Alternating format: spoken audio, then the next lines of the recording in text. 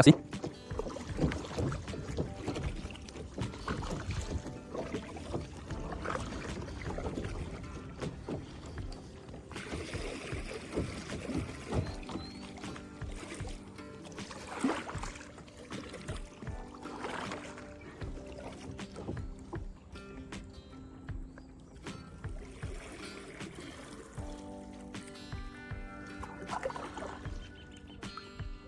Merci.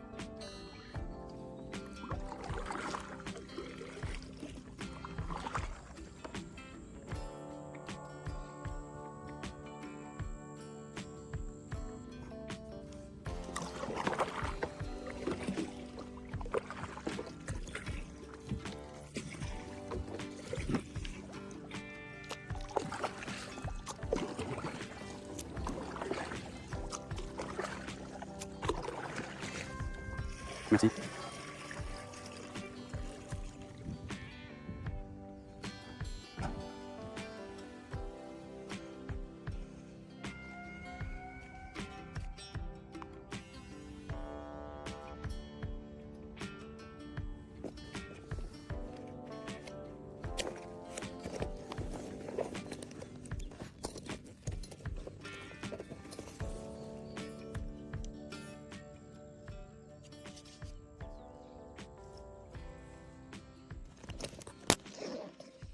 Bon, nous allons commencer en utilisant le piège à mouiller que j'ai apporté. Je vais vous montrer comment il fonctionne.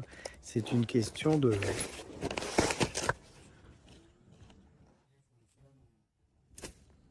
Deux ouvertures.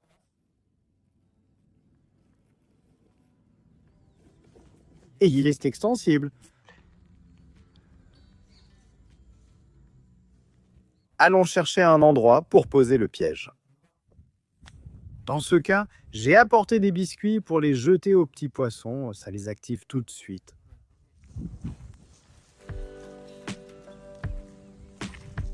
Regardez cette incroyable forêt. Sols, je crois qu'on les appelle des sols Holness, mais c'est impressionnant. J'espère que ça ira ici, mais avec toute la boue, je crains que ça ne s'enfonce. Bon, ils sont restés là. Sans petits poissons intolérants au gluten, il devra suivre un régime.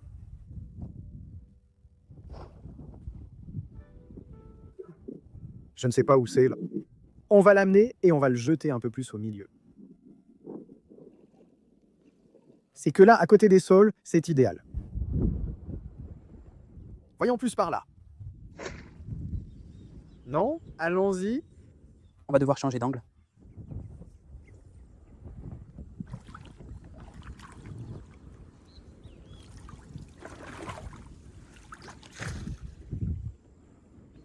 Voilà, c'est fait.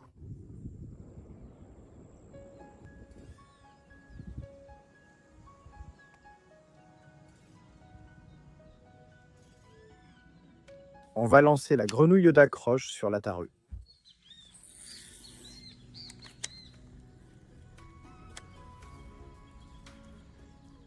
L'eau est assez claire, donc on va pouvoir essayer.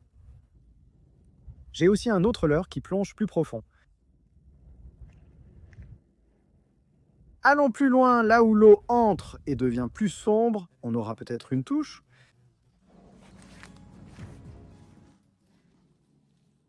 La journée est extrêmement humide. S'il ne commence pas à pleuvoir, aujourd'hui ou demain, la pluie ne manquera pas. Donc c'est parfait parce que les endroits sont de plus en plus secs ici, alors la pluie est la bienvenue.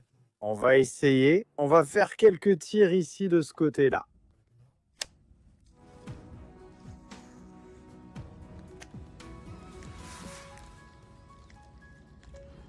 J'espère que la Trampapara...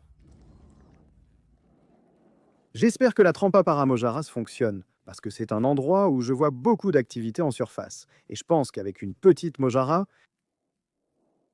ça va marcher du tonnerre.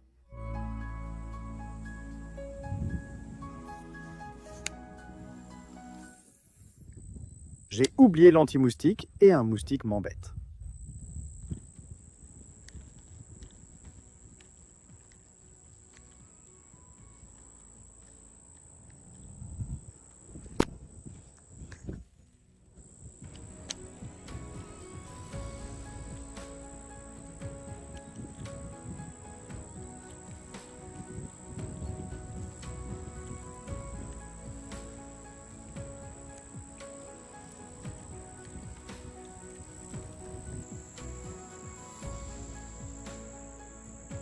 il y a des grillons qui chantent quand je marche. Ils sautent dans l'eau et l'attaquent de façon incroyable. Ce sont sûrement de petits poissons. Donc ici, on se promène parmi les jacinthes d'eau pour trouver un bon endroit où lancer, parce que pour l'instant, non, ils n'ont pas attaqué. De toute façon, on va bientôt y aller. Là où était mon kayak, mais j'ai aussi laissé le piège. Et on va voir s'il y a du poisson. Ici, j'aime bien lancer la ligne.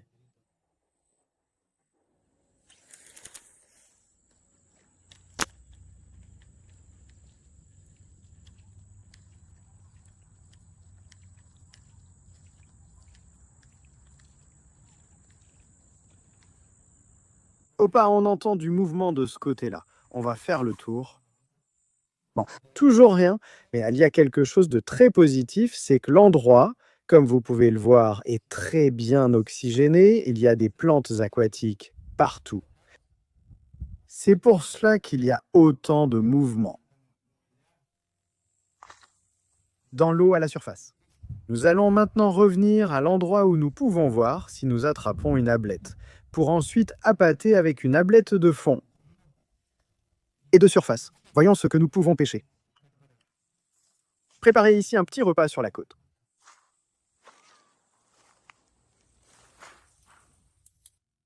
Regardez, ces gros ossements doivent être ceux d'un héron cendré ou d'une cigogne. Assez grand.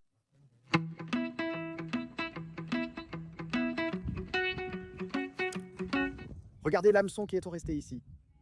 Il a un bas de ligne. Mais je crois que le bas de ligne est là. Non. Non, ce bas de ligne n'est pas récupérable. Serré avec le petit tube.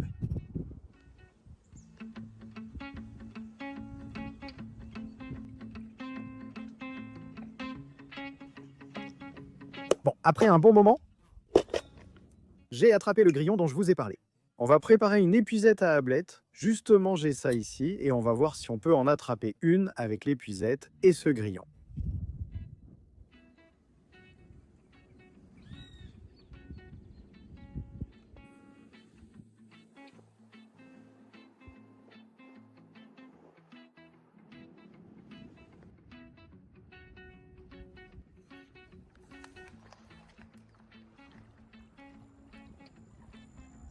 Merci.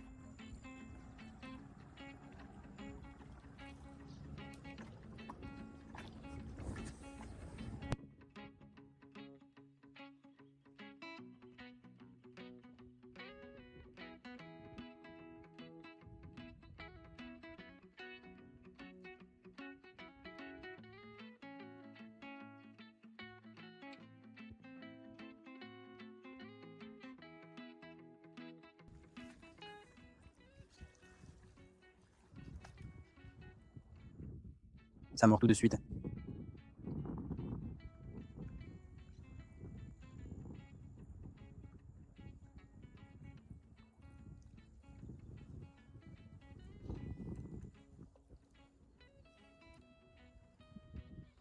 Ça doit être des chaussettes. Les petites perches, parce que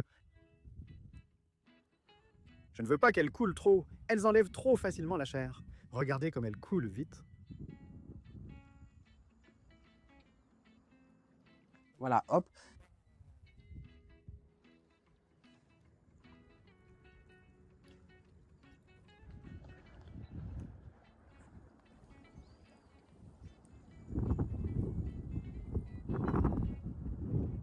Oh non, celle-là était bonne.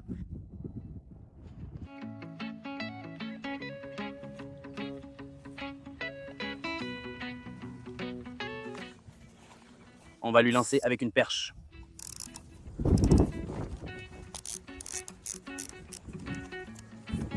Et je lui ai enlevé la queue pour mettre l'appât à perche. Voyons si on peut attraper plusieurs petites perches.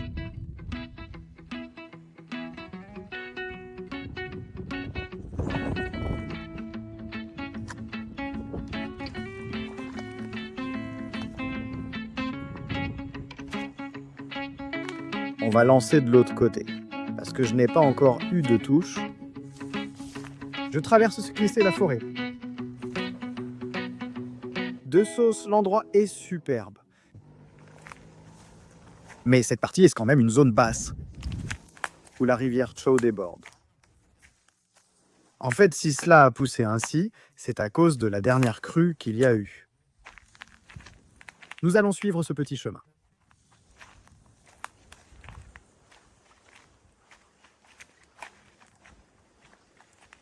Je voulais continuer à pêcher de la mojara, mais j'attrapais un grillon moins vite qu'il ne dévorait un lapin. Il le mangeait aussitôt.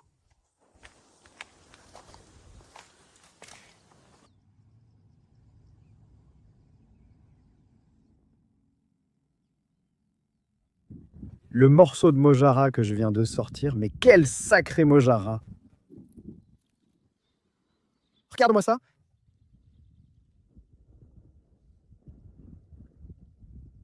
Bon, on va profiter de l'appât maintenant et on va lancer au fond.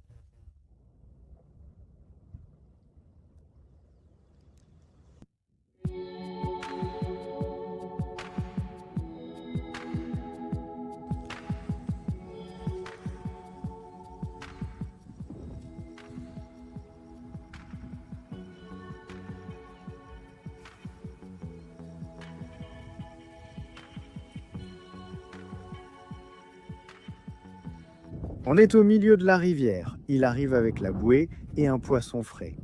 On va se laisser porter par le courant et suivre le vent dans cette direction. On va vérifier si la bouée est attaquée.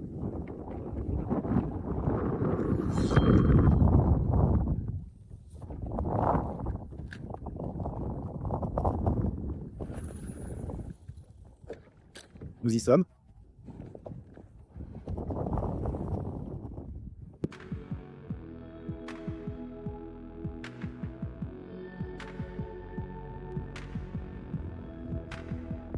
Bon, là, il commence à attaquer la bouée.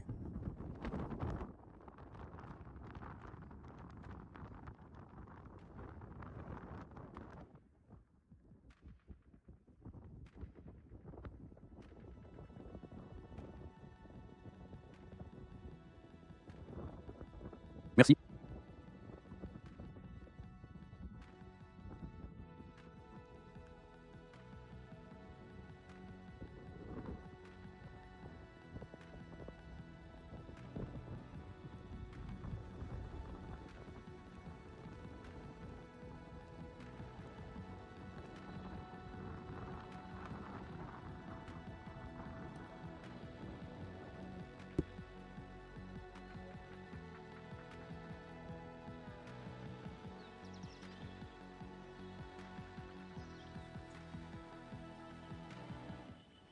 Les amis, nous sommes au 2e jour de pêche. Nous avons une bonne nouvelle, il a beaucoup plu et le fleuve a un peu monté.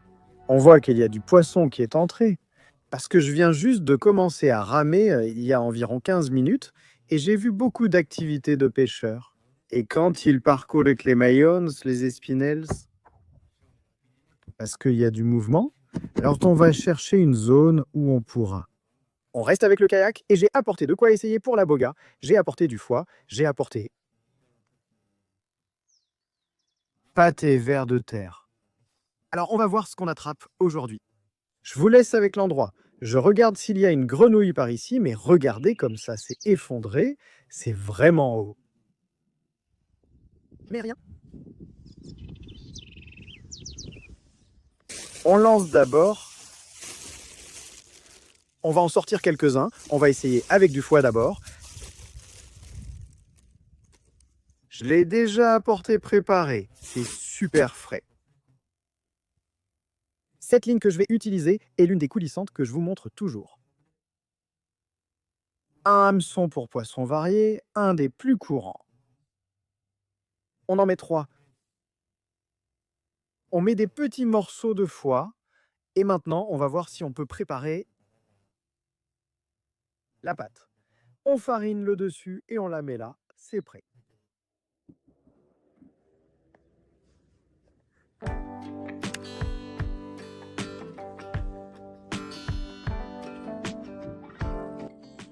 Très bien, là où passent les poissons.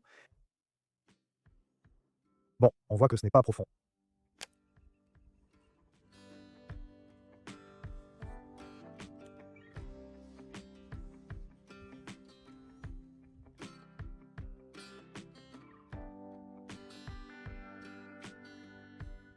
Deuxième équipe, ligne coréenne de Cosa Nostra. À mon goût personnel, la meilleure qui existe. Pour la qualité des hameçons, pour tout. Donc voilà. Dans ce cas, moi, j'ai mis du cœur et du foie. Parce que étant sur le kayak, ça va être compliqué pour moi. La préparer? La farine, donc bon, on va faire avec ça. Et une fois qu'on sera sur la côte, on va le préparer avec de la pâte.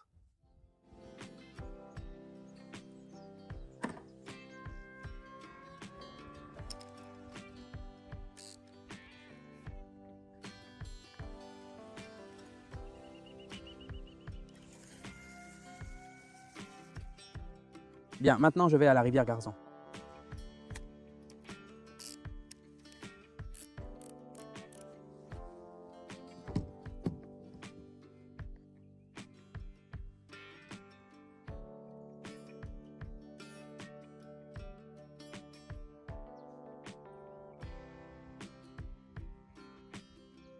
Merci.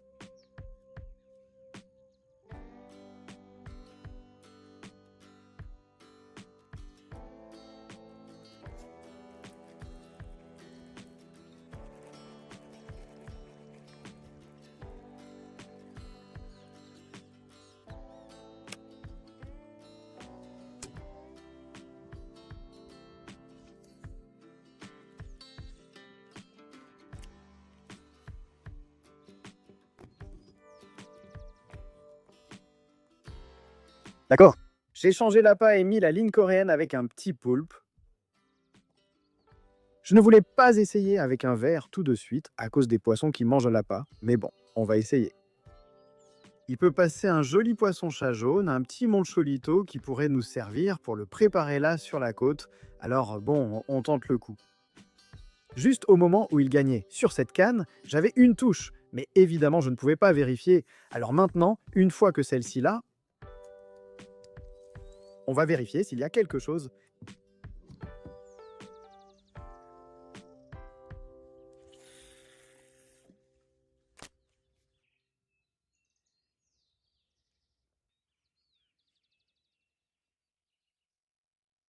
Bon, on va entrer dans l'endroit qu'on a ici, qui est une partie assez profonde parce qu'on n'a pas eu de touche. Je montrais, si ce n'est pas un héron bioro, celui que je vous ai montré. Si quelqu'un connaît le nom et veut le laisser dans les commentaires, ce serait bien de pouvoir partager le nom de cet oiseau que je vois toujours. Mais je ne me souviens pas du nom. Voilà, on entre ici, regardez, il est là, je ne sais pas s'il va s'envoler.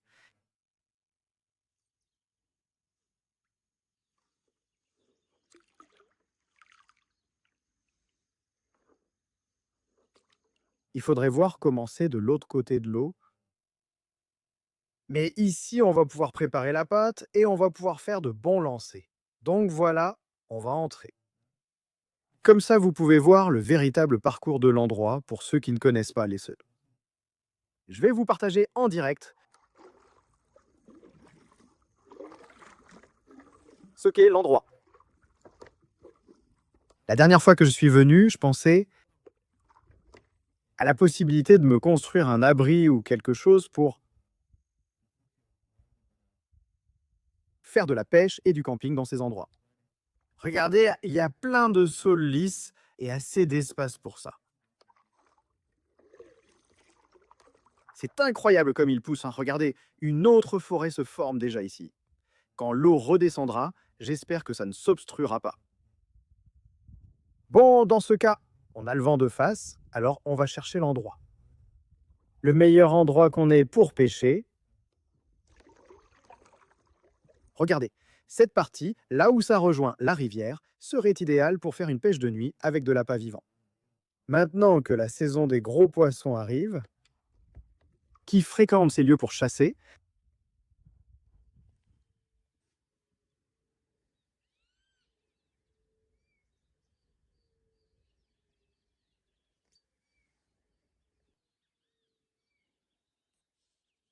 nous préparons la canne pour voir si nous pouvons attraper des mojaras.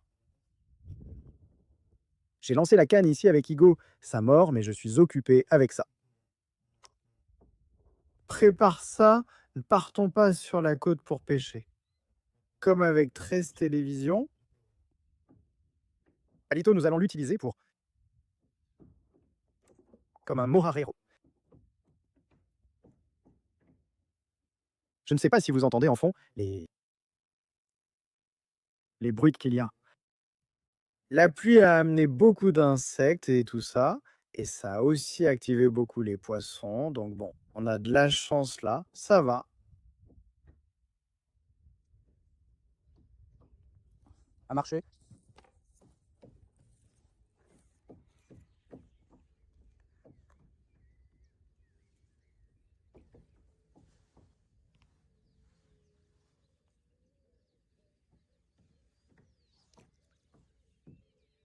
Merci.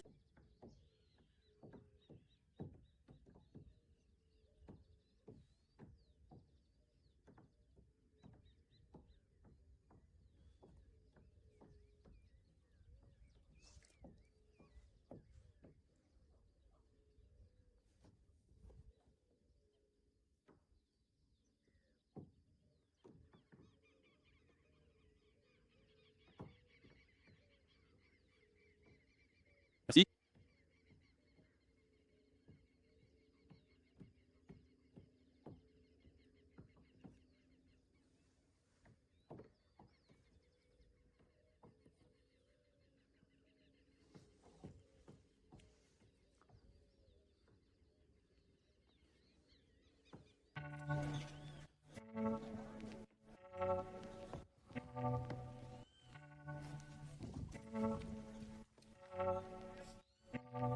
Bon, nous sommes déjà là. Regardez l'endroit. Ici, heureusement, c'est solide. Mais là en bas, là où j'ai pêché la dernière fois, c'est tout plein de boue. J'ai changé l'hameçon de la canne à pêche polyvalente, j'ai mis un bas de ligne court pour la brème et j'ai mis du foie. On va préparer la pâte et on va lancer, sûrement qu'on va aller de ce côté-là, et après on va pêcher à la ligne ici.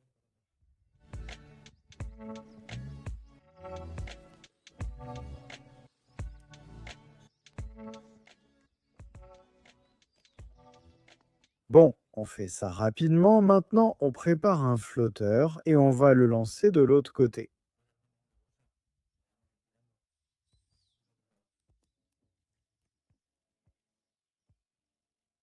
Regardez le pêcheur à la ligne, moi je la pâte comme ça.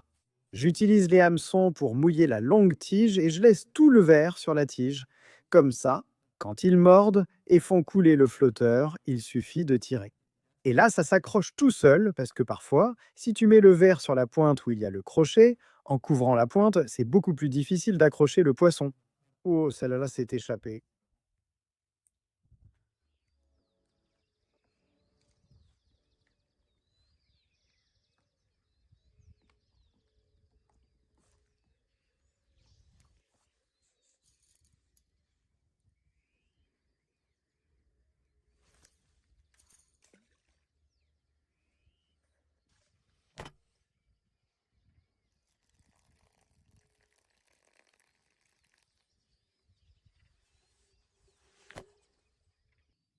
Bon, première prise pour Tinita avec la ligne coréenne et un verre.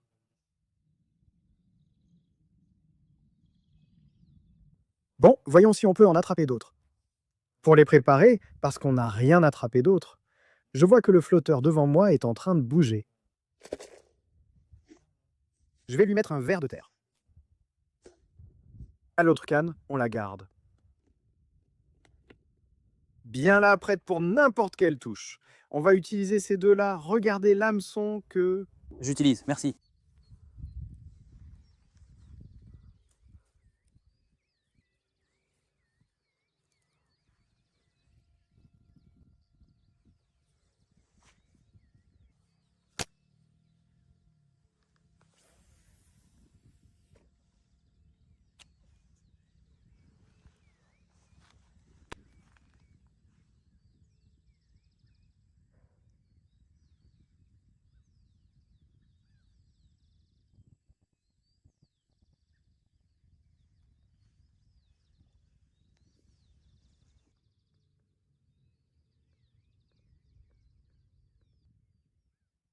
Je ne sais pas ce que la bouée a attrapé, mais c'est bizarre parce qu'elle fait que la bouger. Ça pourrait être un crabe ou quelque chose comme ça?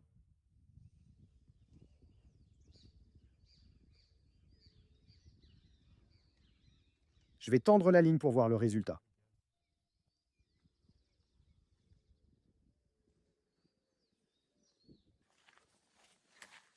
On va chercher un autre endroit pour lancer. On va voir si on attrape quelque chose de ce côté. J'ai apporté le cœur, le foie et les vers. De ce côté-là, j'ai laissé... C'est assez boueux ici. De ce côté-là, j'ai laissé la canne avec la ligne coréenne et j'ai laissé le flotteur que j'ai renouvelé. La Mojara était finalement un décharneur car elle était complètement déchirée.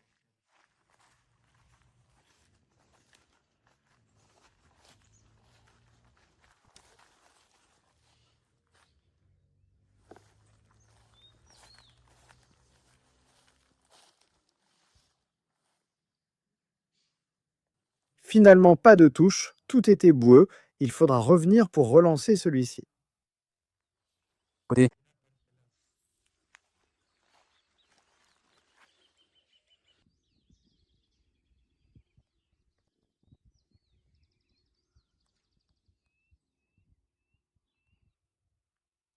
En train de prendre un maté et quelque chose a attaqué la bouée. Mais c'était incroyable comment ça l'a attaqué. Et là, il a lâché. Mais il l'a pratiquement entièrement immergé.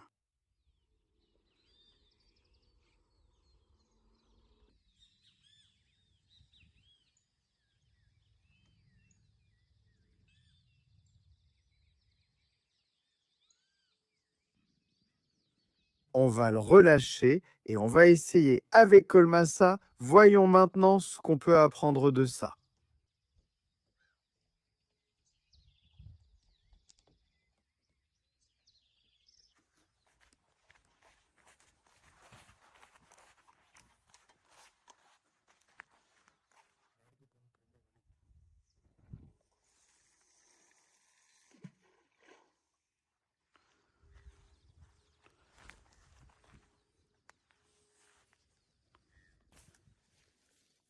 Là, à vrai dire. En ce qui concerne le bois de chauffage, c'est assez facile pour nous. Tout cela vient des mêmes sols qu'il coupe. Ah si. Il semble t'avoir déjà joué, allons-y. On va le monter ici ou... C'est déjà brûlé.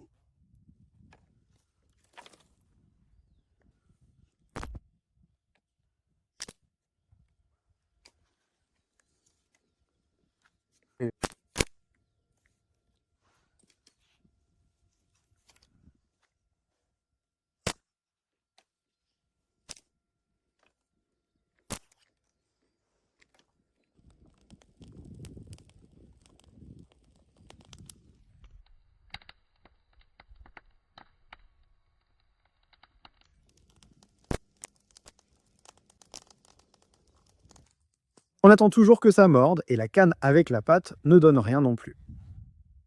De ce côté-là, on a la bouée qu'on va aller voir dans un moment. Et ici, je prépare le petit poisson que j'ai attrapé. Parce que je n'ai rien apporté à manger. L'idée, c'était de pêcher et de manger. Alors voilà, je fais avec ce que je prends. J'ai eu du mal à garder le feu à cause de l'humidité. Il y a aussi beaucoup de mouvements à côté. Oh, ça a pris, justement. Regardez, j'ai laissé cette canne avec un petit hameçon là et une queue mouillée. Voilà, regardez, regardez. Pour que vous voyez que je ne mens pas, là... Je vais la laisser, parce que... En résumé, voici la situation de la pêche. Ça se complique. C'est un endroit où nous sommes venus peu de fois, donc c'est une question de prendre le coup de main et de voir quel appât est idéal pour cet endroit. Ah, ça y est.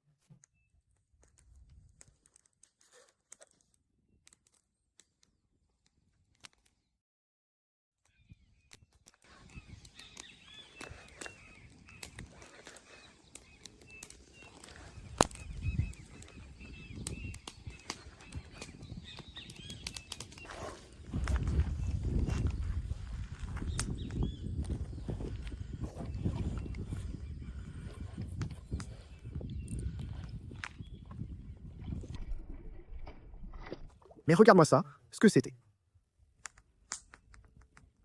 C'était une piranha. Tu peux croire ça? Elle m'a laissé sans rien, moi je pensais que c'était une brème. J'espère qu'elle va remordre, ce serait idéal pour nous. Idéal pour faire le barbecue là-bas avec le petit poisson-chat que... Justement, c'est un poisson-chat.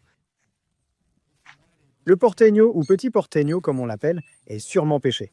Ce sont ceux-là. Ils sont stressés pour rien et tu peux les relâcher instantanément. Mais peu après, ils flottent là. Donc ça ne sert à rien de les relâcher, disons, parce qu'ils meurent. Allons voir ce qu'il en est de la bouée.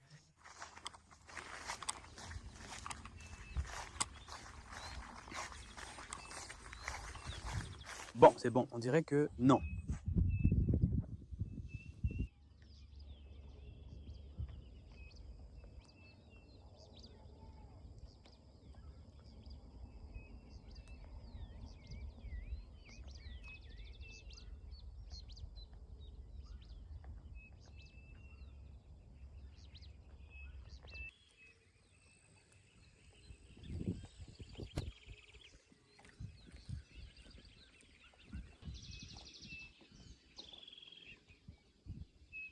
Regardez, un petit sabalo est ici, sûrement dans le coin. Je ne pense pas qu'ils soient asphyxiés, mais ils l'auront, hein, mon fils. Regardez. Je vais l'emmener pour l'utiliser comme appât. Je ne sais pas s'il a été asphyxié ou s'il est resté coincé dans un tissu. Et comme il est petit, ils l'ont relâché, mais c'est étrange. Regardez. Il est vraiment rouge. On voit que des poissons plus petits l'ont mangé, notamment la queue.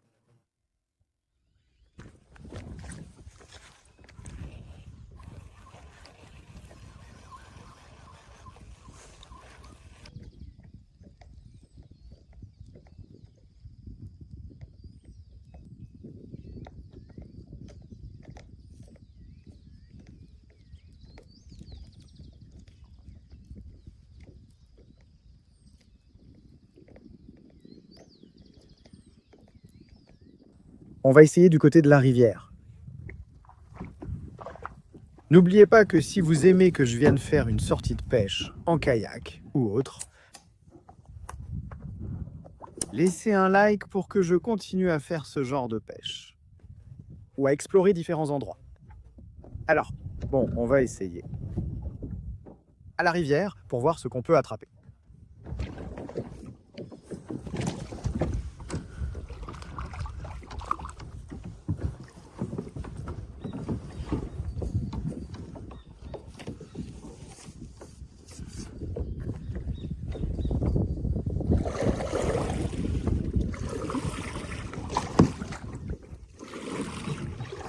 Ça a commencé à se dégager un peu. Alors, peut-être que pour demain déjà, il fera beau. C'est l'autre partie dont je vous parlais, qui est aussi pleine d'aulness, vous voyez, et plus de ce côté-là, tout est plus élevé.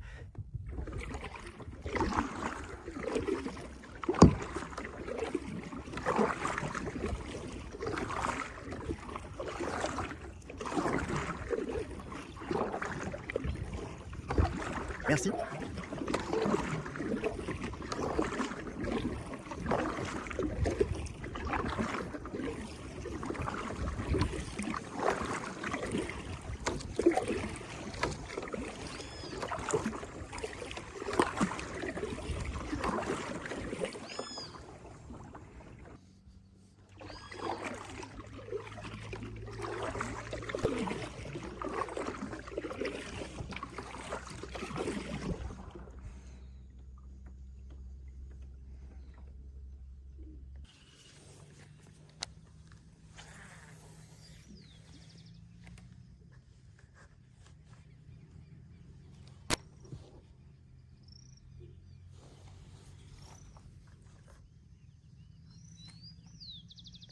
Bon, nous allons attendre la dernière touche. Alors, en attendant, j'en profite pour vous remercier de m'avoir accompagné dans cette partie de pêche. Donc, comme toujours, merci de regarder et de faire partie de l'aventure. Si quelque chose mord, je vous le partagerai. Nous allons attendre ici le dernier petit essai.